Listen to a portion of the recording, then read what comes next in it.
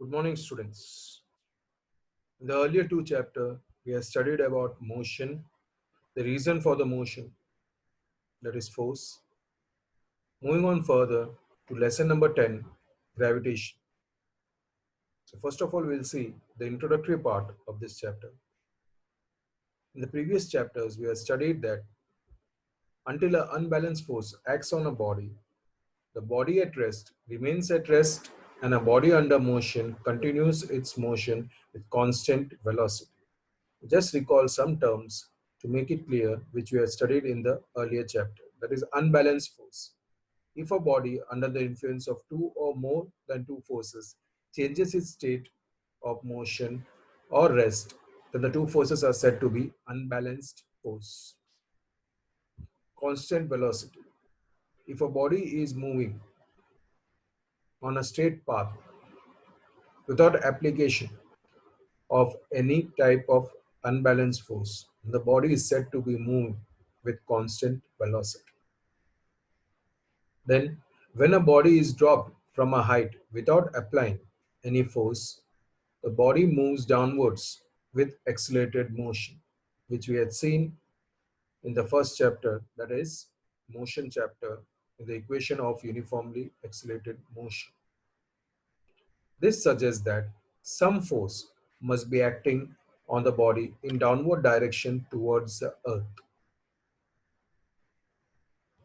We know that the earth is spherical and it rotates about its imaginary axis in the space. Why don't we fall down even though the earth is rotating about its axis? Next question. Due to which reason is the moon revolving around the earth? Why the earth and other planets revolve around the sun? This sort of question arises in our mind frequently. So while obtaining the answers of these questions, Sir Isaac Newton said that gravitational force is responsible for such phenomena.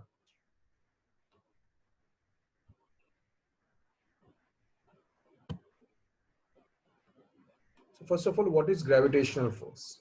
Gravitational force is the weakest force amongst the fundamental forces in the nature. An objective can be asked, dash force is the weakest force amongst the fundamental forces in nature.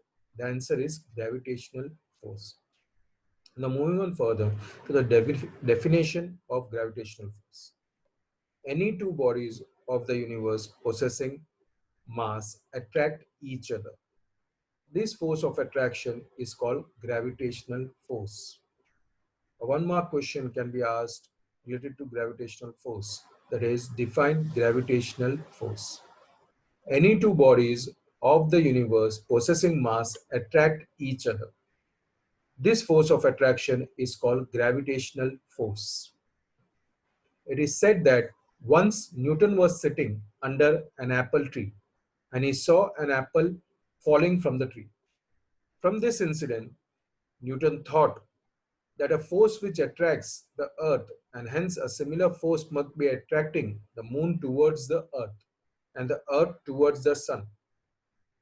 Newton showed that every object of the universe, whether it is a small or big, light or heavy, nearby or far away, attracts other object towards it.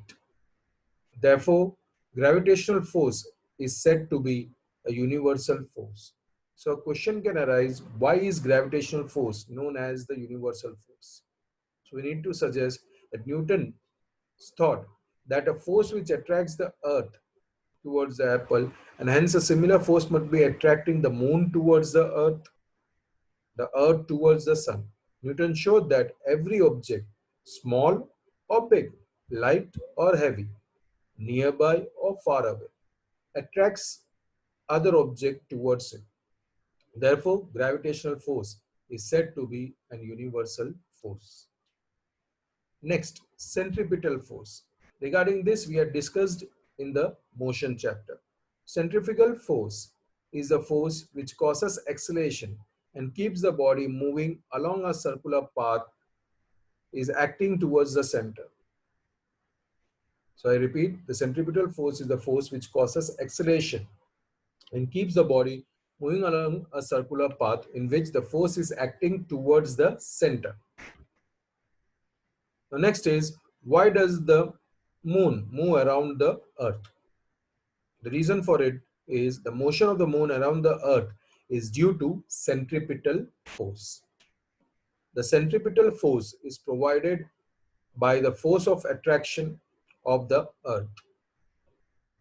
If there was no such force, the moon will move in a uniform straight linear motion. So we'll just recall this one more time.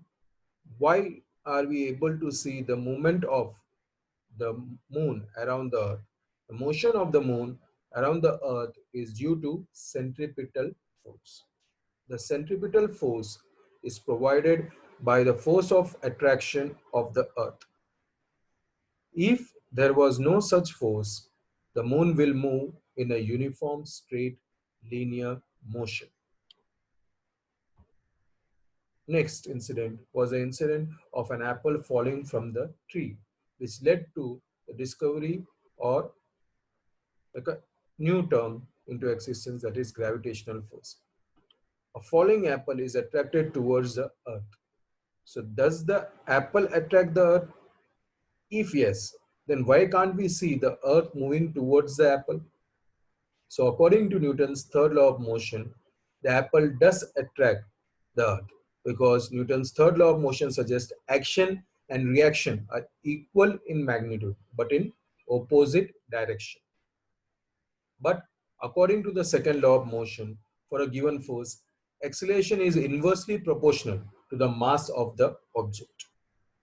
The mass of apple is less in comparison to that of the earth. So we don't see the earth moving towards the apple.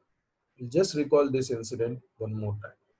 A falling apple is attracted towards the earth. Does the apple attract the earth? Yes.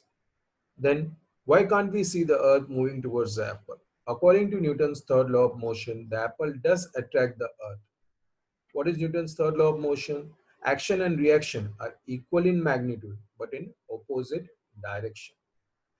But according to the second law of motion, for a given force, acceleration is inversely proportional to the mass of the object. The mass of the apple is less in comparison to that of the earth. So we don't see the earth moving towards the apple. Hope all might have understood.